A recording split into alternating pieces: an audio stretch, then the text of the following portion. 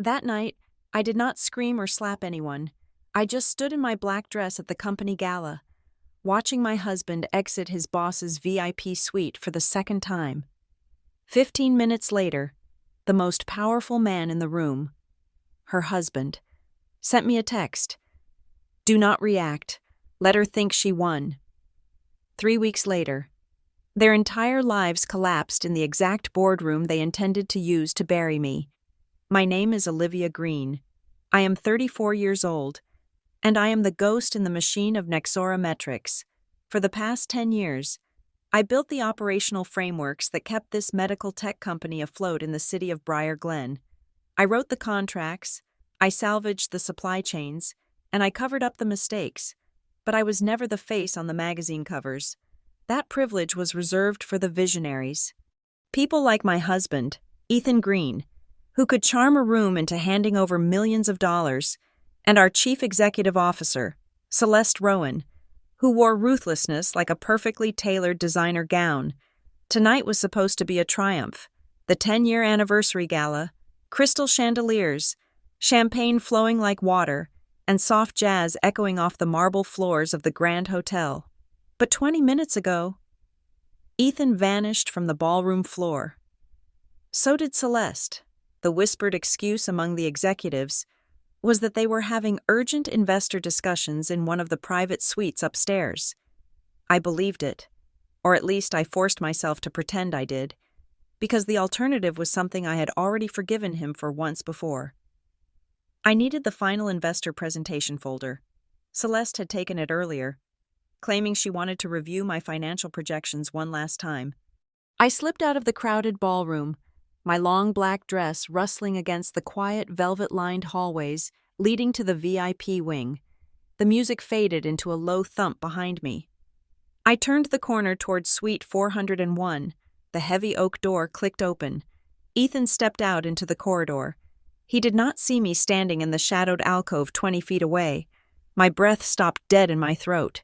His crisp white dress shirt, the exact one I had ironed for him that morning, was completely misbuttoned. The expensive fabric pulled awkwardly across his chest, but it was his neck that gave everything away. Violently flushed, a deep, telltale red spreading rapidly up to his jawline. It was the exact shade he turned when his adrenaline spiked. A physical reaction I knew intimately. He looked frantically down the hall in the opposite direction, ran a trembling hand through his ruined hair, and hurried toward the service elevators. I stood perfectly still in the dim light. The cold, sickening reality washed over me, freezing the blood in my veins. This was happening again, before the shock could fully crystallize into rage.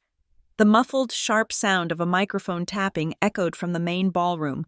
I turned around and walked back, my heels completely silent on the thick carpet. When I re-entered the blinding lights of the gala, Celeste was already standing on the grand stage. She looked immaculate in her emerald silk dress, not a single hair out of place, her breathing perfectly steady. Ethan was standing just a few steps behind her, his shirt miraculously fixed, his face an emotionless mask. Celeste tapped the microphone a second time, flashing her signature smile to the wealthy crowd. "Ladies and gentlemen, thank you for being the cornerstone of our first 10 years, she began, her voice ringing with practiced warmth. As Nexora steps into our next decade, we are committed to absolute transparency and structural integrity. In light of this, we are making an urgent structural change." The room fell to a hush.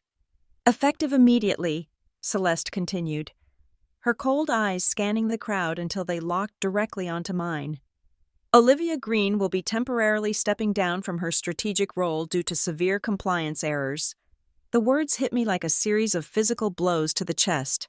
Around me, investors and colleagues nodded slowly, murmuring to each other, assuming this was just standard corporate housekeeping. They did not understand the language of professional murder being spoken plainly over the sound system. My eyes darted to Ethan, my husband, the man whose bed I shared, whose failing career I had salvaged more times than I could count. He stood beside the woman he had just left a hotel bed with, standing as silent and rigid as a concrete pillar. He did not look at me. He did not raise a hand to defend me. He simply let me be crucified in front of 500 of the most influential people in Briar Glen.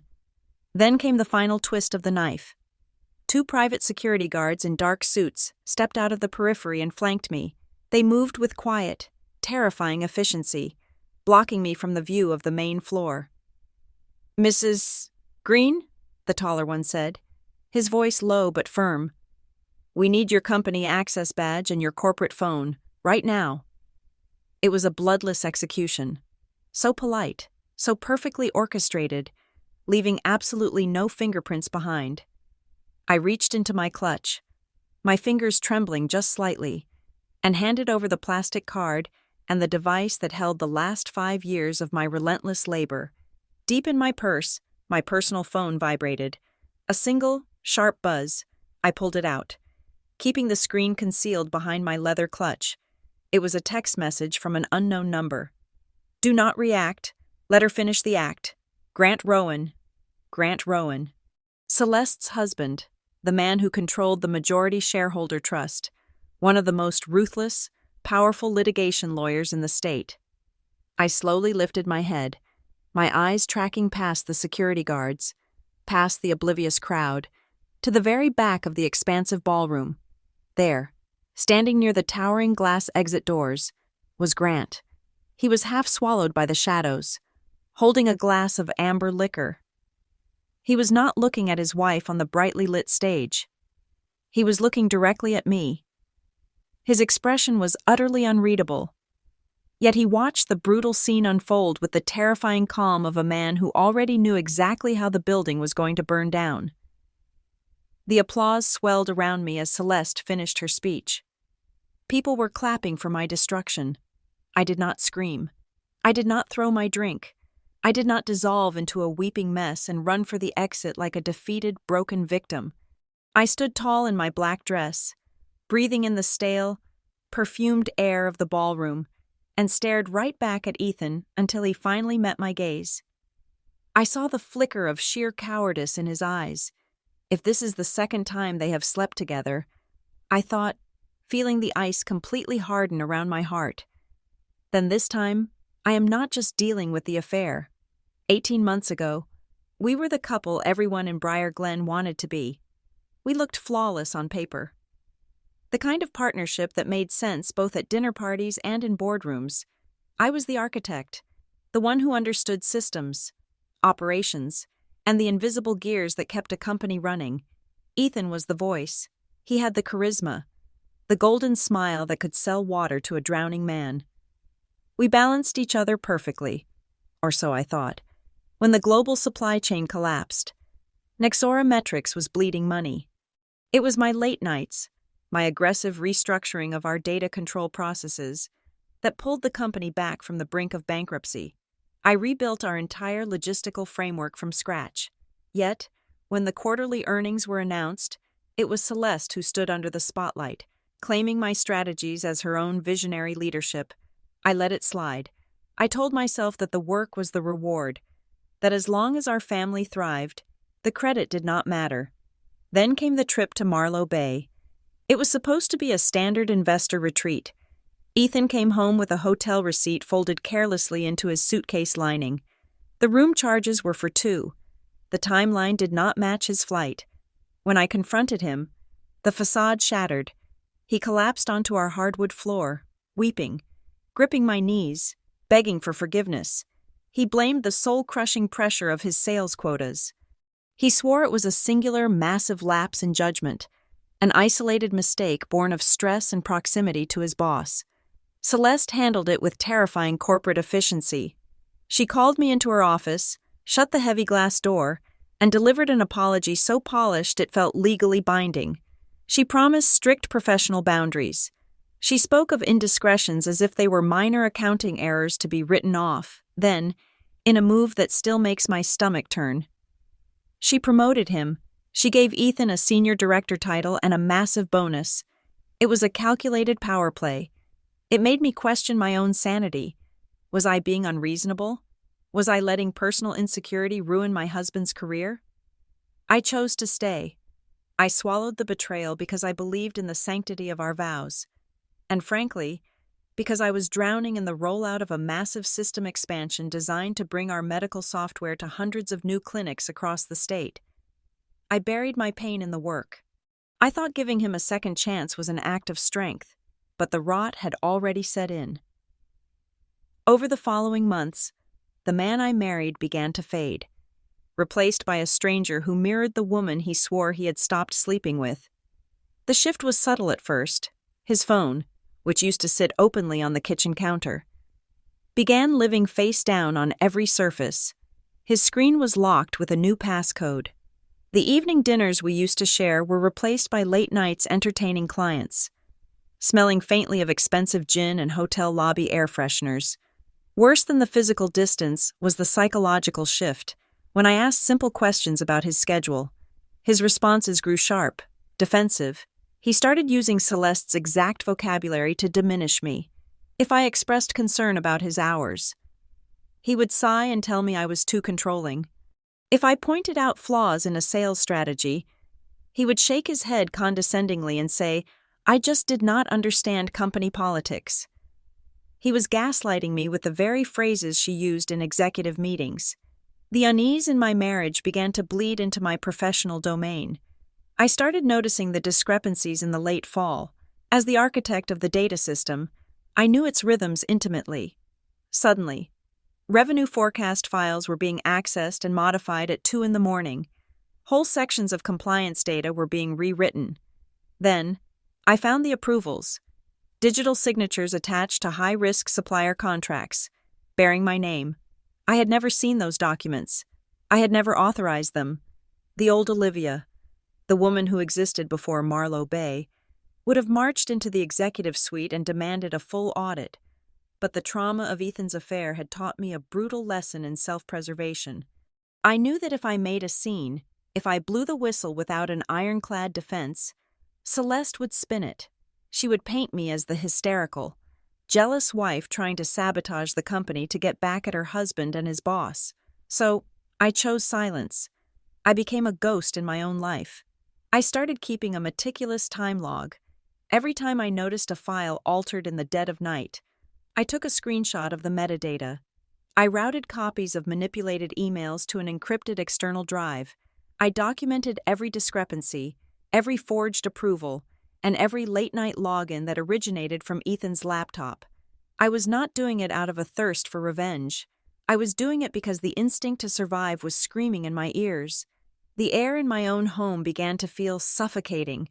Sitting across from Ethan at the breakfast table, watching him butter his toast while he lied to my face, I realized the terrifying truth. The affair, the sneaking around, the face-down phone, it was all just surface noise. It was a distraction. The real nightmare was buried deep in the company servers. They were not just sharing a bed. They were quietly and methodically wiring a massive legal bomb, and they were putting my name right on the detonator. The first thread unraveled on a mundane Tuesday morning. I was reviewing our joint checking account when a recurring charge caught my eye. $680. The merchant name was the Halcyon Crest, an upscale boutique hotel downtown where Nexora frequently hosted high-net-worth investors. I asked Ethan about it over coffee. He did not even blink. He took a sip from his mug and smoothly explained it was an overflow room for a late meeting with the venture capital team from New York. I did not throw the coffee in his face. I did not raise my voice. The woman who wept and begged for the truth 18 months ago was dead. In her place was an operator. That Thursday evening, when Ethan texted to say the New York team was keeping him late again, I drove downtown. I did not park in the main lot. I left my car 3 blocks away and walked through the crisp evening air. Pulling the collar of my trench coat up, I walked into the dimly lit lobby of the Halcyon Crest and took a seat at the far end of the marble bar. I ordered a sparkling water with lime and waited. It took exactly 45 minutes. They appeared near the entrance of the restaurant lounge. Celeste was wearing a sharp cream blazer, her posture exuding absolute control. Ethan was right beside her. I watched as her hand reached out, her manicured fingers brushing a piece of invisible lint from the lapel of his suit jacket. It was a gesture of ownership, deeply intimate, and entirely practiced. He leaned into the touch, smiling that golden smile of his, before they turned and walked together toward the private guest elevators. The doors slid shut, sealing them inside. I sat at the bar for 2 solid hours. The ice in my glass melted. My pulse, which I expected to be racing, was chillingly slow. When the elevator doors finally chimed again, I slipped away from the bar and stepped into the recessed alcove near the restrooms, completely shielded by a large decorative indoor plant. They walked past me, their voices echoing slightly in the quiet corridor. "We need the secondary documents finalized by the end of the month," Celeste said, her tone suddenly shifting from lover back to chief executive. "I will handle it," Ethan replied. "But the revenue projections on the new medical clinic rollouts are completely inflated. If anyone looks closely at the fourth quarter numbers, we are exposed." Celeste let out a soft, dismissive laugh. "That is why you are going to dump all the side letters for Olivia to e-sign. Route them through her administrative queue on the weekend." Ethan hesitated, his footsteps slowing. "Are you sure? She is thorough. If she reads the fine print, she will know." "She trusts you," Celeste cut him off sharply. "Keep her distracted. If there is an audit before the merger closes, let Olivia take the fall. Her digital footprint needs to be on every single altered forecast. Do you understand me?" "Yes," he said quietly. "I understand." They walked out through the revolving doors into the night. I remained in the shadows, my back pressed against the cold wall. My husband was not just sleeping with his boss. He was actively helping her frame me for corporate fraud. I was being set up as the sacrificial lamb to protect their wealth and their freedom. I drove home and arrived 20 minutes before Ethan. When he walked through the door, he found me sitting on the sofa, reading a book. I smiled at him. I asked him how the investors were. I listened to him spin a 5-minute lie about profit margins and difficult personalities, all while analyzing the exact micro-expressions on his face. That night, while he slept soundly beside me, I quietly slipped out of bed and went to my home office. I opened my personal laptop and went to work. I created a heavily encrypted, independent cloud archive. I meticulously exported my daily work logs, downloaded the metadata for every file I had legitimately touched in the last 6 months, and took detailed screenshots of the system access rights. I needed irrefutable proof of what I actually authorized versus what was being pushed through the system under my credentials. By 3 a.m, I set up a secure, anonymous email account. I reached out to an employment lawyer named Mara Vance in the legal circles of Briar Glen. She was known as a silent architect for corporate whistleblowers. I used my initials and gave her a brief, sanitized overview of my situation, asking how to preserve digital evidence without violating the strict non-disclosure clauses in my Nexora contract. Mara replied the following afternoon with a set of ironclad rules. First, absolutely no immediate confrontation. Second, I was forbidden from using the company network or my corporate devices to gather evidence. Third, I had to log exact timestamps for every suspicious action. And finally, under no circumstances was I allowed to hack into Ethan's phone or computer. Everything I gathered had to be entirely legal, or it would be thrown out in a boardroom dispute. I followed her instructions to the letter. I played the role of the oblivious, supportive wife. This suddenly became much harder because Ethan started acting incredibly sweet. He brought home a bouquet of expensive lilies on a random Wednesday.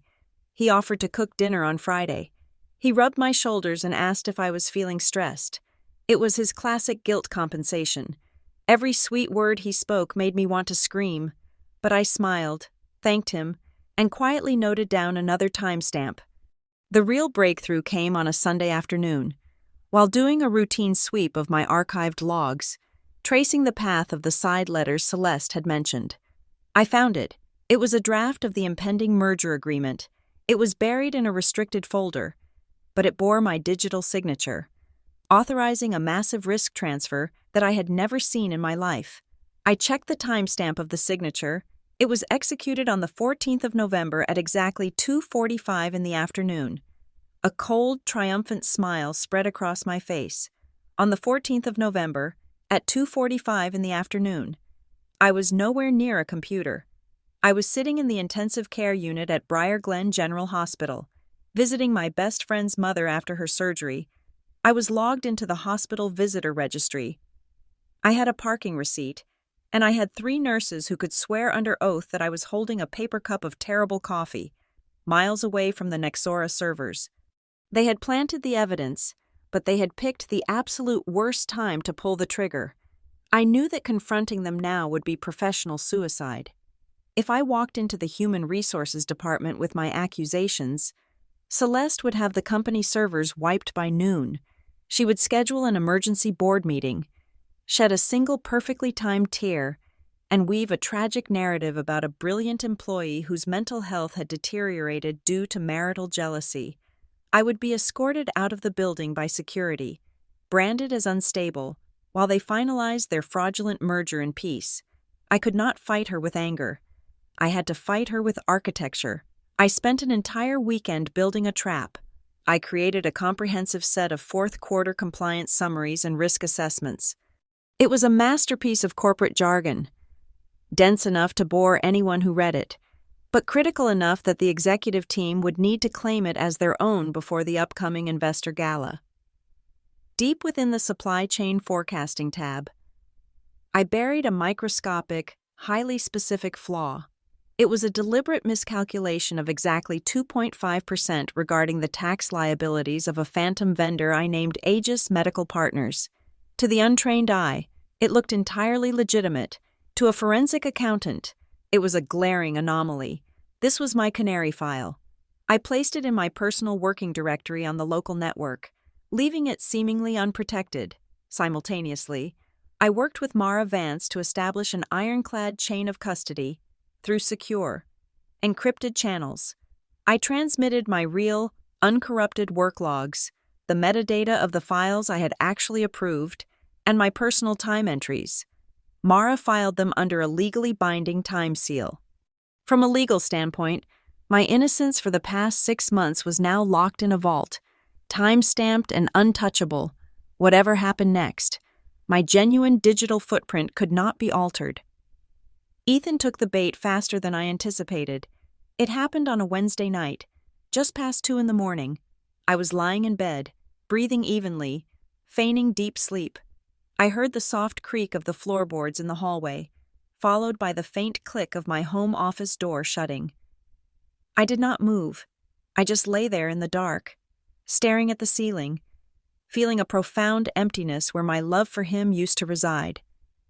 10 minutes later, my hidden secondary phone, tucked safely beneath my mattress, gave a single, silent vibration. It was an automated security alert I had hardwired into my laptop's administrative settings. Someone was attempting to access my encrypted local drive using an unauthorized override. I slipped out of bed, walked silently down the hall, and pushed the office door open without warning. Ethan jumped, nearly knocking over my desk lamp. His face went completely pale in the bluish glow of my laptop screen. He stammered, holding up a white cord, claiming he just needed to borrow my charging cable because his was broken. I looked at the cable. I looked at his trembling hands. Then I looked at the screen, which displayed the access denied prompt. I smiled warmly, told him I kept a spare cable in the bottom drawer, and walked back to bed. I did not need to press him. The security software had already logged his device's unique identifier and the exact second he tried to breach my files. The next morning at the office, the psychological warfare escalated. Celeste called me into her pristine glass corner office. She was wearing a sharp crimson suit, exuding warmth and absolute authority. She poured me a cup of expensive coffee and told me she needed me to personally oversee and prepare all the structural documentation for the upcoming 10-year anniversary gala. She framed it as an honor, a testament to my unmatched organizational skills. I knew exactly what it was. She was using my brainpower to do the heavy lifting, while simultaneously corralling all the critical documents into my hands, so she could blame me for the catastrophic compliance errors she planned to reveal later. I accepted the assignment with a gracious nod. As I left her office, I nearly collided with Lena Ward, Celeste's executive assistant. Lena was 26 years old, bright, but visibly deteriorating under the stress of working for a predator. She was holding a stack of file folders so tightly her knuckles were white. For weeks, I had noticed Lena hovering near my desk, opening her mouth to speak, then glancing nervously toward the executive suites and walking away. She looked terrified. I stopped and locked eyes with her. I did not ask her what she knew. I did not push her to betray her boss. I simply leaned in slightly, keeping my voice low and completely devoid of emotion. I told her that when things blow up, the quiet ones usually get dragged down too. I watched her swallow hard, her eyes widening in silent panic, before I stepped around her and walked back to my desk. The seed was planted. That afternoon, we had a closed-door strategy meeting with 3 major investors from Chicago. I sat at the far end of the long mahogany table, playing the role of the diligent operational manager. Halfway through the presentation, Celeste paused, turned to me, and praised my relentless dedication in front of the wealthy men. She called me the unsung hero of the Nexora infrastructure. It was a beautiful performance, but less than 2 minutes later, when I began presenting the actual risk mitigation numbers, she abruptly cut me off. She offered a tight, patronizing smile, told the investors that my localized data was slightly outdated, and smoothly presented her own manipulated figures. It was a classic tactic designed to publicly diminish my credibility and establish her absolute dominance over the facts. Ethan sat beside her, nodding in solemn agreement with her corrections. The old me would have defended my data. The old me would have felt humiliated, desperate to prove my competence and preserve my image as a loyal employee and a good wife. The woman sitting in that chair simply took a slow sip of water and nodded, accepting the disrespect. My goal was no longer to win an argument in a boardroom. My goal was to map the exact trajectory of the knife they were plunging into my back. 48 hours later, I stayed late at the office under the guise of finalizing the gala seating charts. The building was virtually empty. Using an authorized legacy diagnostic audit path I had built years earlier for systems maintenance, I ran a quiet, targeted search across the restricted executive document indexes. My heart hammered against my ribs as the results populated on my screen. There it was, a brand new, finalized master compliance document, polished and ready to be submitted to the merger acquisition team. It bore Ethan's administrative routing tag, but it listed me as the primary author and signatory. I opened the file and scrolled directly to the supply chain forecasting tab. Right there, in black and white, was the precise 2.5% tax miscalculation for Aegis Medical Partners. My canary file was intact. They had stolen my poison data, dressed it up as official corporate policy, and locked it into the executive record. The trap was officially closed, and they were inside it. I did not meet Grant Rowan in a dimly lit restaurant or a secluded coffee shop. I was not looking for a shoulder to cry on, and I certainly was not going to give Celeste any ammunition to claim I was having an illicit revenge affair with her husband. I walked through the towering glass doors of Rowan and Vale Strategic Council on the 48th floor of the premier high-rise in the financial district. It was 10 o'clock on a Tuesday morning. The office was a fortress of polished concrete, soundproof glass, and absolute discretion. A paralegal escorted me into a stark, expansive conference room. Grant was already waiting. He stood at the head of a massive slate table, wearing a dark, impeccably tailored suit. He did not offer a sympathetic smile. He did not ask how I was holding up. He simply gestured to the leather chair across from him and sat down. He was a man who moved and spoke with terrifying precision. He did not waste time with pleasantries or false apologies for his wife's behavior. Instead, he reached into his leather briefcase and slid a thick, unmarked manila folder across the smooth surface of the table. I have had a team of forensic accountants looking into the Nexora books for the past 4 months, Grant said, his voice an even, resonant baritone. As a controlling partner of the family trust that holds a 22% stake in the company, I have certain privileges. I suspected Celeste was using shell vendors to hide off book expenses and artificially inflate the profit margins ahead of the upcoming merger. I opened the folder. Inside were dozens of pages of financial audits, bank routing numbers, and highlighted discrepancies. It was a mirror image of the anomalies I had been tracking. But from a purely financial perspective, I know about the affair with your husband, Grant continued, his face betraying absolutely no emotion. But infidelity is not a corporate crime.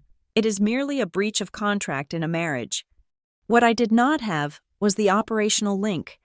I could not prove that Celeste and Ethan were using their personal relationship as a conduit to bypass internal controls, alter digital documents, and forge executive signatures until you started leaving a trail. Looking at the cold, hard evidence laid out between us, everything clicked into place. I finally understood that the brief, commanding text message he had sent me during the nightmare at the gala was not the gesture of a romantic savior swooping in to rescue a damsel in distress. It was a calculated signal from a fellow player on the board. We were two people who had been intimately betrayed, but instead of burning our houses down with raw emotion, we had both chosen to build an armory out of documents and data. I pulled my encrypted tablet from my bag and laid it next to his folder. "If we are going to do this," I said, meeting his steely gaze, "we need absolute boundaries. Every piece of evidence I give you has to maintain a verified chain of custody through my employment attorney, Mara Vance. We do not communicate on personal devices. We do not meet alone outside of this law firm. If Celeste gets even a whisper that we are collaborating, she will spin it as a jealous revenge plot and try to discredit the data." Grant nodded slowly, an unmistakable glimmer of respect flashing in his dark eyes. "Agreed. Emotions make people sloppy. We will be strictly transactional." I unlocked my tablet and brought up the files I had meticulously gathered over the past few weeks. I showed him the timeline I had built, directly correlating the nights Ethan claimed to be working late with the exact timestamps of unauthorized logins to the secure corporate servers.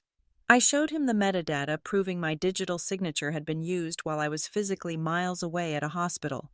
Finally, I showed him the Canary anomaly and how Ethan and Celeste embedded it into the official merger risk assessment. Grant analyzed the screen for several long minutes in absolute silence. He was calculating the blast radius. "This is the missing link," he finally said, leaning back in his chair. "You have the operational proof of fraud. I have the shareholder authority to enforce a total data preservation order. The moment I file this, the corporate servers will be legally frozen. Celeste will not be able to delete a single email, let alone scrub an entire hard drive, without committing a federal offense. She will try to fire me first," I warned him. "She has been setting the stage for weeks, positioning me as the sole architect of the compliance failures. Once she officially terminates me, she will revoke my access, seize my hardware, and bury the truth under a mountain of non-disclosure agreements." Grant looked at me, his expression hardening into something truly dangerous. "You do not need me to believe you, Olivia. You need me to freeze them long enough for the truth to catch up." He reached into the back of his briefcase and pulled out one final sheet of paper. He placed it squarely in front of me. "You are right about her timeline," he said softly, "but you are underestimating her ruthlessness." I looked down at the document. It was a draft of a termination and severance agreement on Nexora letterhead. My name was at the top. The effective date was scheduled for the morning immediately following the gala. But it was the clauses in the second paragraph that made the blood drain from my face. It was not just a firing, it was a comprehensive legal surrender. The document explicitly stated that I accepted full unilateral responsibility for all data discrepancies, financial forecasting errors, and unauthorized contract modifications over the past 12 months. They were not just planning to fire me after publicly humiliating me. They had already drafted the paperwork to legally bind me to their crimes, intending to use the shock and trauma of the gala to force my signature. They had built my coffin, and they had been smiling at me while they hammered in the nails. I took a deep, steadying breath, pushing the paper back across the table. I looked at Grant Rowan, feeling the last remaining shred of my old life burn away. "File the preservation order," I said. "Let us tear them down." Back on the main stage, Celeste resumed the performance as if nothing had happened. Framing my removal as a necessary corporate correction, the investors accepted it without hesitation. Then, she handed the microphone to Ethan. He stepped forward, his jaw tight, his posture rigid. He did not look at me. Instead, he addressed the hundreds of colleagues and financial backers who had trusted us for years.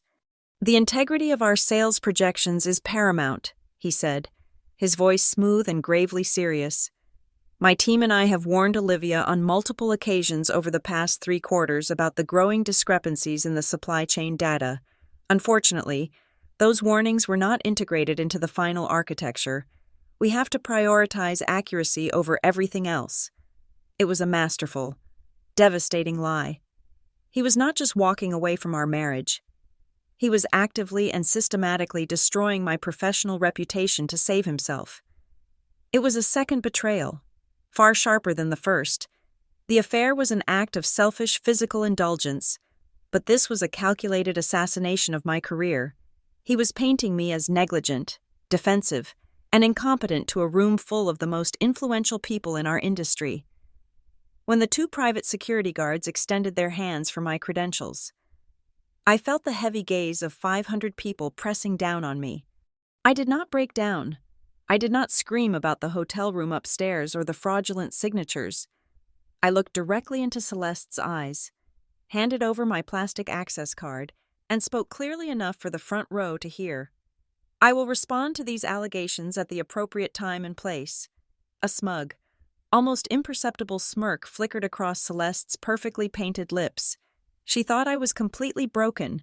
She thought my quiet exit was a surrender. Satisfied, she turned back to the crowd, raising her crystal champagne flute to pivot the evening toward the grand finale. The ceremonial signing of the merger intent was scheduled to happen right there on stage. "And now," she announced, her voice ringing with triumphant joy, "let us look forward to the next 10 years of Nexora." She never got to take a sip. From the back of the room, a voice cut through the polite applause like a heavy steel blade. "There will be no signing tonight." The entire ballroom turned in unison. Grant Rowan walked down the center aisle. He did not rush. He moved with the heavy, terrifying authority of a man who owned the ground he walked on. The murmurs died instantly. The celebratory air in the room evaporated, replaced by a freezing, suffocating tension. Grant stepped onto the stage. Adjusting the cuffs of his dark suit, he did not look at his wife. He turned directly to the lead investors sitting at the front tables. "As the controlling representative of the primary family trust, holding 22% of Nexora Metrics, I am exercising our emergency shareholder rights to halt all merger proceedings." Celeste's smile froze on her face. Her knuckles turned white around the stem of her glass. "Grant, this is highly irregular. We are in the middle of a celebration." "We are in the middle of a massive liability nightmare," Grant countered, his baritone voice booming over the sound system without a trace of warmth.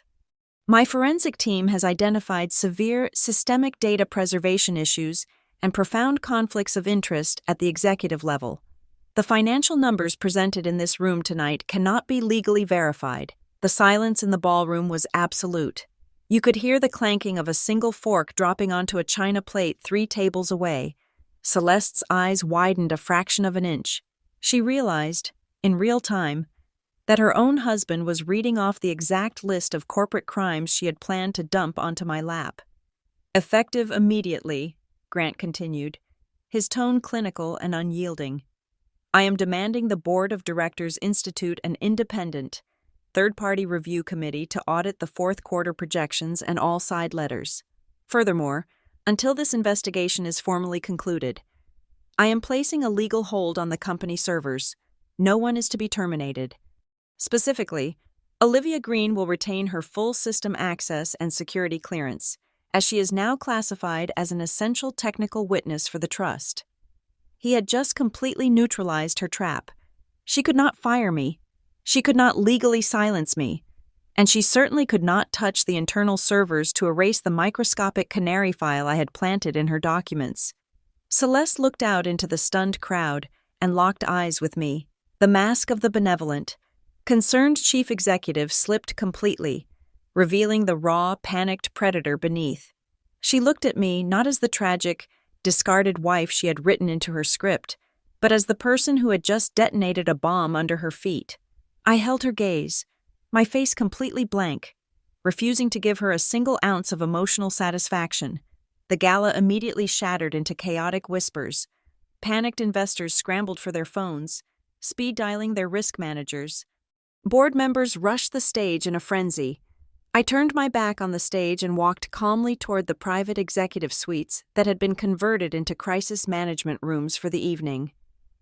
Grant joined me in the quiet corridor a few moments later, closing the heavy oak double doors behind us to block out the deafening noise of the collapsing empire. But society in Briar Glen is vicious, and narrative is everything. By midnight, my phone began to buzz with text messages from former colleagues and supposed friends. They were not offering sympathy for Ethan's cruel public remarks. They had seen me walk away from the wreckage with the most powerful man in the room. The corporate rumor mill had already spun a fresh, twisted story. I was no longer the humiliated, betrayed wife, according to the malicious whispers lighting up the dark screens across the city.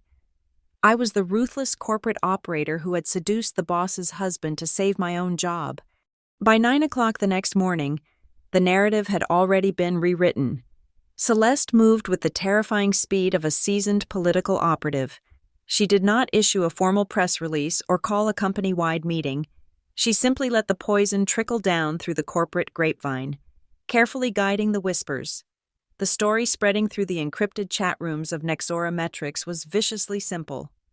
I was the unstable, deeply jealous wife who had suffered a severe psychological break, according to the manufactured rumors, to save my failing career and punish my husband. I had thrown myself at the controlling shareholder, weaponizing his financial influence to halt a massive merger just to spite my husband and his brilliant female boss. Then Ethan drove the knife even deeper.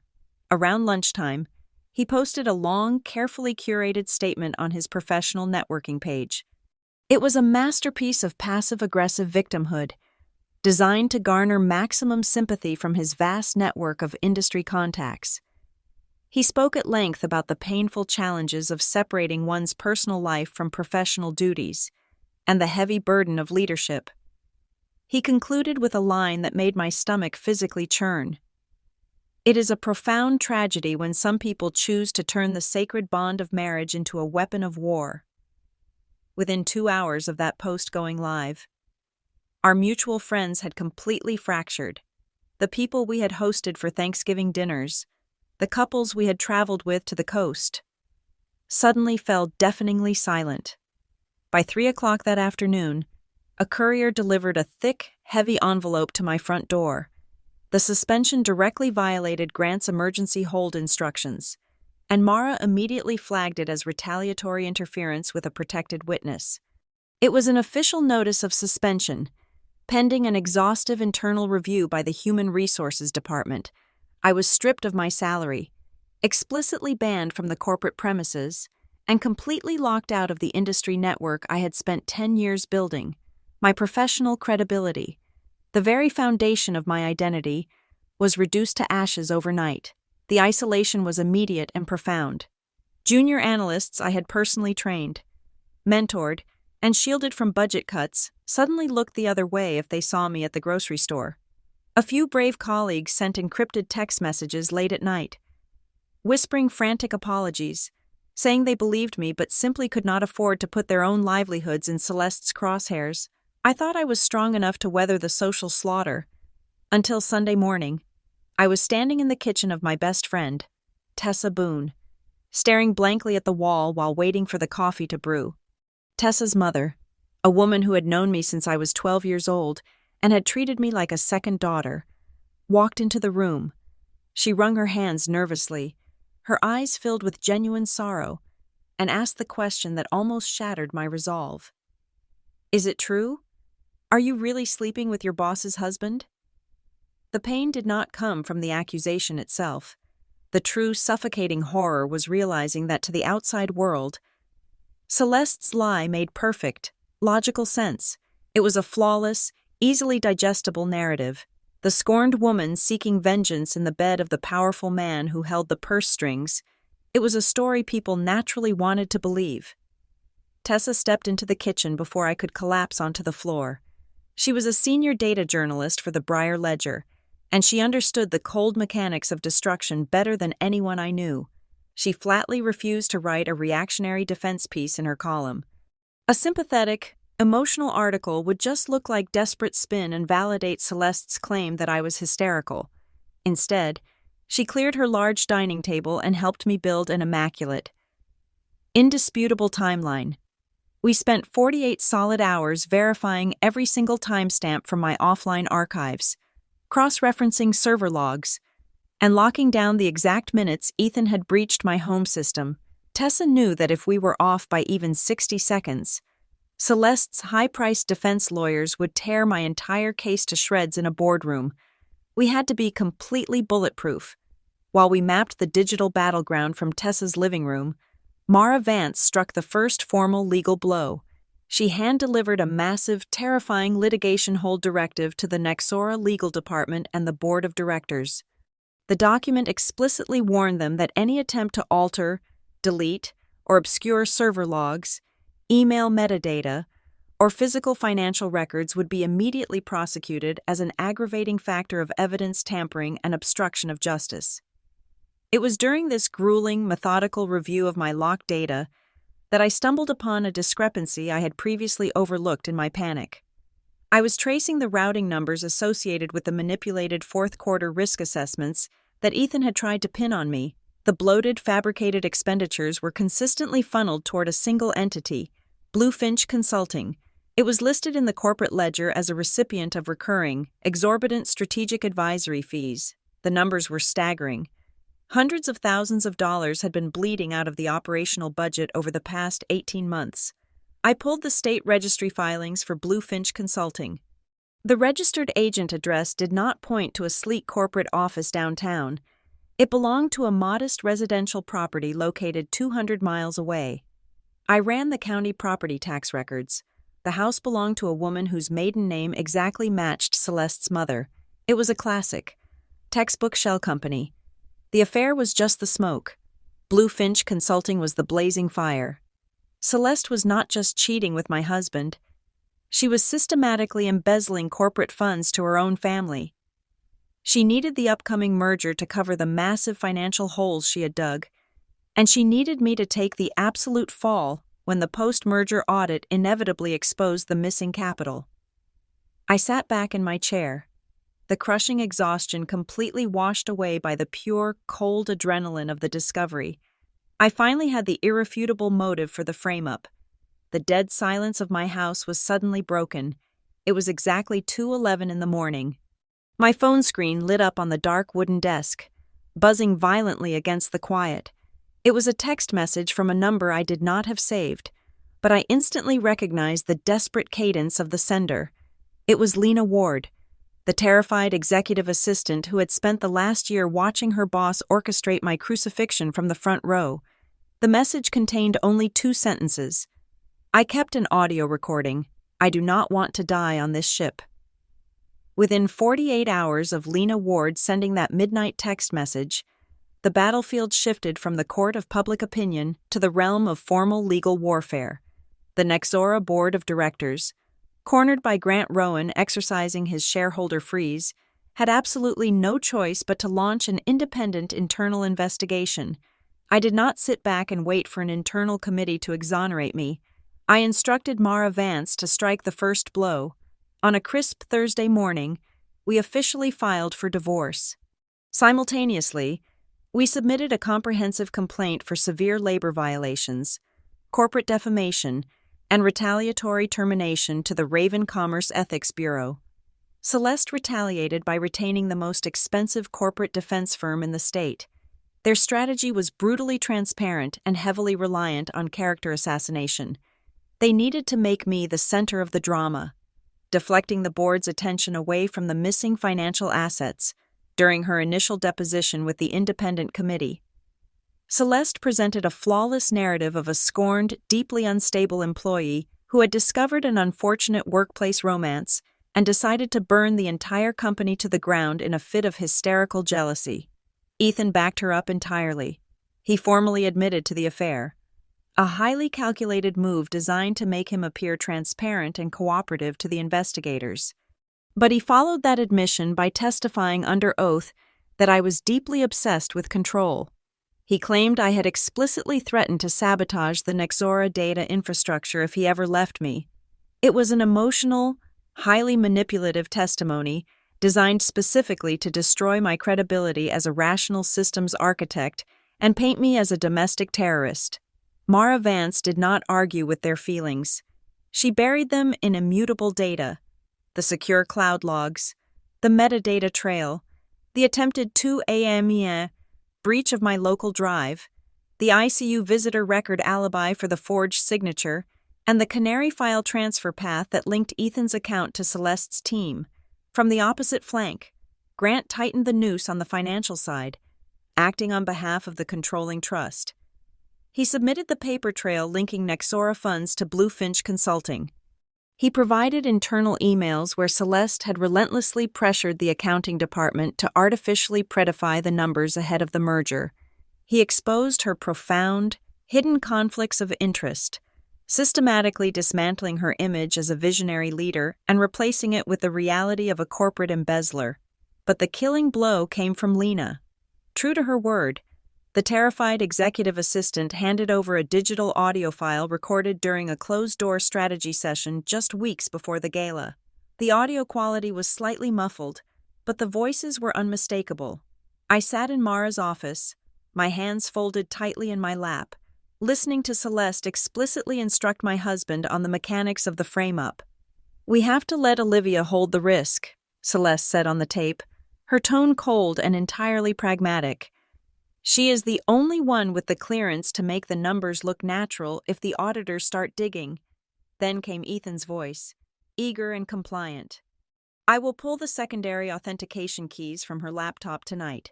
She trusts me. She never checks the administrative logs when she is at home." The recording revealed a layer of betrayal I had not even fathomed. Ethan was not merely helping her forge compliance documents to cover up a financial crime. He was actively funneling my raw, unfinished strategic drafts and personal operational notes directly to Celeste on a weekly basis. That was how she had managed to outmaneuver me so flawlessly in every single executive meeting for the past 18 months. She always knew exactly what I was going to propose before I even walked into the room. She knew my exact weak points, my blind spots, and my underlying strategies because the man who slept next to me every night was feeding my intellect directly to my enemy. He had turned our marriage into a corporate espionage operation against my career. Confronted with the audio recording, the sheer volume of forensic data, and Grant's devastating financial audits, the independent review committee had no room left to maneuver. They were forced to dramatically expand the scope of the investigation. It was no longer a simple inquiry into disgruntled employee behavior or workplace gossip. It became a sprawling, multi-tiered probe into reporting fraud, coordinated employee retaliation, and the malicious misuse of proprietary internal information.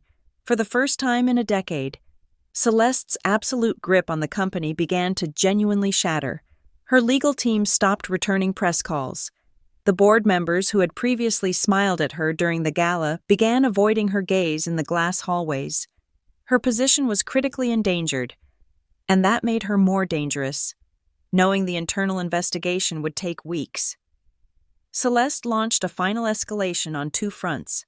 First, she moved to fast-track an emergency offshore asset sale through a bylaw loophole, attempting to lock Nexora into an irreversible financial structure before the Ethics Bureau could act. Second, she weaponized the press. Tessa intercepted a leaked media packet prepared for several sleazy financial blogs in Briar Glen, framing me as a manipulative operative who traded sexual favors with the primary shareholder to engineer a boardroom coup. It was a coordinated scorched earth tactic: liquidate the assets, bury the fraud, and destroy my credibility in the same news cycle. Grant called me just past 8 o'clock that evening. His voice was taut with constrained fury. He had just unearthed a critical legal mechanism. Buried deep within the 70-page prenuptial agreement he and Celeste had signed 8 years ago was a morality and fiduciary clause. If one spouse was found guilty of committing corporate fraud that directly endangered the financial standing of the Rowan family trust, the offending partner would instantly forfeit their proxy voting rights in any shared commercial ventures. "We have her," Grant said over the encrypted line. "Mara is drafting the injunction right now. We take the audio recording, the Bluefinch Bank routing numbers, and your server logs, and we dump them on the board's desk tonight. We decapitate her before she can sign the offshore asset transfer." "No," I replied, staring out the window into the dark street. "If we send it through legal channels tonight, her lawyers will file a dozen emergency motions to suppress the evidence before the sun comes up. They will claim the audio was illegally obtained. They will tie us up in procedural delays for months while she finalizes the sale." "What are you suggesting?" Grant asked. "We hold the final piece," I told him. "I have the definitive server time-stamped email chain proving the exact minute my deliberately corrupted canary file traveled from Ethan's IP address directly to her assistant's terminal. I am not handing it to a lawyer to file in the dark. I am going to drop it on the boardroom table tomorrow morning in front of the entire expanded shareholder committee, where she cannot hide behind a motion." Mara and Grant protested, arguing the risk was too high. But I held my ground. This was not just about winning a lawsuit anymore. This was about execution. Just before midnight, the doorbell rang. I did not need to look through the peephole to know who it was. I unlocked the deadbolt and pulled the heavy door open. Ethan stood on the porch. He looked entirely hollowed out. The golden boy charisma had completely evaporated, leaving behind a panicked, sweating man in a wrinkled suit. He did not come to apologize. He pushed past me into the foyer, his eyes darting around the quiet house as if searching for a hidden microphone. "You have to stop this, Olivia," he pleaded, his voice cracking. "You have to tell Mara to back down. Let us negotiate a quiet exit. If you keep pushing this investigation, Celeste is going to throw me to the wolves. She's already distancing herself. She told the legal team I acted alone. You have to cooperate and help me cool this down." I looked at the man I had promised to spend my life with. He was not begging for his marriage. He was begging for his severance package. "She is going to destroy you, Ethan," I said smoothly. "And you handed her the weapon." "I had to," he stammered, stepping closer, desperate to make me understand his twisted logic. "You do not know what she is capable of. She always knew exactly what to say to you. She knew your insecurities about the restructuring phase. She knew you were terrified of failing the supply chain audit. She knew exactly how to make you doubt yourself in those meetings." "How?" I asked, though my blood was already turning to ice. "How did she know my exact internal anxieties?" Ethan swallowed hard, looking down at his expensive leather shoes. "Months ago, when you started keeping that leather-bound journal on your nightstand, I took pictures of a few pages, just the entries about your work stress. I sent them to her so she could understand how much pressure you were under. I swear, I thought I was helping." The silence in the foyer was absolute. It was the deepest, most suffocating wound of this entire ordeal. The corporate espionage, the financial fraud, even the physical infidelity in the hotel rooms paled in comparison to this. He had stood in our bedroom, the one place in the world I believed was completely safe, and photographed my private thoughts. He had taken my most intimate fears and handed them to a predator to be used as psychological ammunition against me. Something inside me, the last fragile tether to the woman I used to be, cleanly snapped. "Get out," I said, my voice barely above a whisper, yet harder than diamond. "Olivia, please, we can fix it." "There is no we," I cut him off, stepping forward and forcing him back toward the threshold. "We are not negotiating. We are not having emotional closure. From this second forward, if you want to speak to me, you speak to Mara Vance. If you step onto my property again, I will have you arrested for trespassing. Do not ever look at me again." I shut the door in his face and locked the deadbolt. I did not cry. I walked into my home office, powered on my encrypted laptop, and reviewed the presentation one last time. I checked the digital clock in the corner of the screen. It was 1 o'clock in the morning, in exactly 8 hours. The Nexora expanded board of directors and the primary shareholders were convening for a mandatory emergency session. Celeste had called the meeting to push through her accelerated asset liquidation and permanently bury me under a mountain of fabricated liabilities. She was walking into that room believing she held all the cards. She had no idea she was walking straight into a slaughterhouse. The grand boardroom on the 50th floor of the Nexora Metrics headquarters felt less like a meeting space and more like a high-stakes gladiator arena. At 9 o'clock sharp, the room was packed with the most expensive legal minds in Briar Glen, forensic auditors, stoic board members, and Grant's aggressive trust representatives. Celeste walked in wearing an immaculate white suit. She looked like a woman who still believed she owned the building. She took her seat at the head of the massive mahogany table, radiating an icy, practiced confidence. Ethan sat 2 chairs behind her, clutching a leather portfolio, for the first time since this nightmare began. The golden boy looked genuinely terrified. His eyes darted around the room, reading the sheer gravity of the assembled players. Celeste opened the session with a masterful, deeply manipulative speech. She did not raise her voice. She spoke with grave, manufactured sorrow, weaving a tragic tale for the board. She painted me as a brilliant but deeply troubled operational manager whose personal marital crisis had triggered a catastrophic professional breakdown. She claimed my jealousy had driven me to sabotage the corporate data architecture to punish her and Ethan, when it was my turn to speak. I did not cry. I did not talk about my broken heart, the hotel rooms, or the photographs of my private journal. I stood up, completely composed, and connected my encrypted laptop to the main projector. I did not give them a narrative. I gave them a timeline, slide by slide. I walked the board through the exact chronology of my destruction. I correlated the dates of Ethan and Celeste's hotel rendezvous with the exact timestamps of unauthorized administrative access to my local drive. I showed the board the exact minute my system was breached at 2 a.m. I presented the sworn affidavits, proving I was sitting in a hospital waiting room when my digital signature was used to authorize fraudulent compliance waivers. Then Mara Vance delivered the kill shot.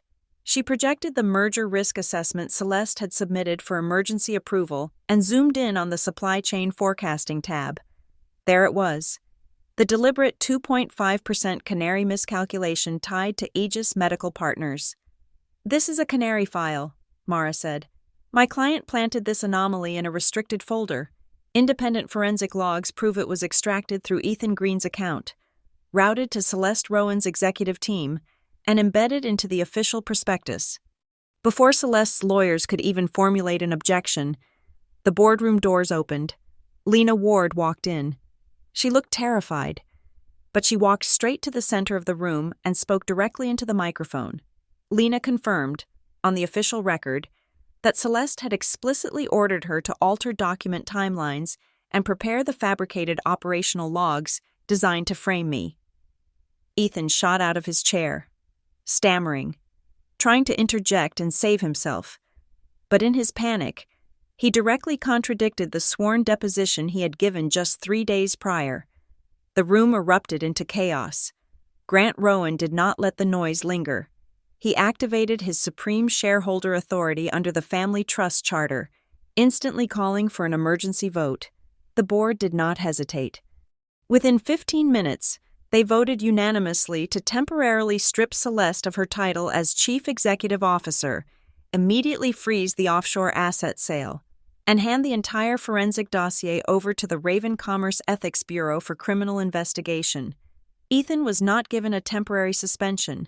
He was terminated on the spot, stripped of his severance, and escorted out of the building by security for gross ethical violations and unauthorized system access.